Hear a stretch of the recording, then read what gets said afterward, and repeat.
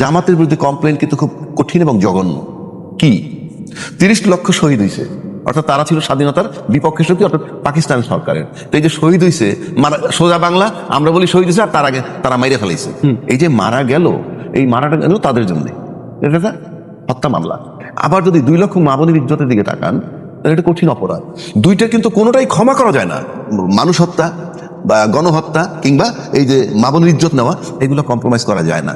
এখন আমার প্রশ্ন হচ্ছে, জামাতের বিরুদ্ধে যে কমপ্লেনটা, এটাকে রিয়েল কমপ্লেন আপনাদের নাকি পলিটিক্যাল কমপ্লেন? এই জায়গাটা আসতে হবে। If it is a real complain, আপনারা পলিটিক্যাল কমপ্লেনের থেকে সরে আসবেন, রিয়েল কমপ্লেইনে থাকবেন এবং বিচার করতে হবে। আর যদি বিচার করতে ব্যর্থ হন, আমি জামাতের ক্ষমা করতে রাজি না, বরং আপনি বিচার করতে ব্যর্থ হইলে আপনাদেরকে বলতে হবে আমরা ব্যর্থ বিচার করতে। তাহলে আপনার সমস্যাটা কোথায়? আপনারা লম্বা সময় 55 বছর শাসন করতেছেন, সব দল মিলে, 2 দল মিলে। এখানে তো জামাত ক্ষমতা আসে নাই।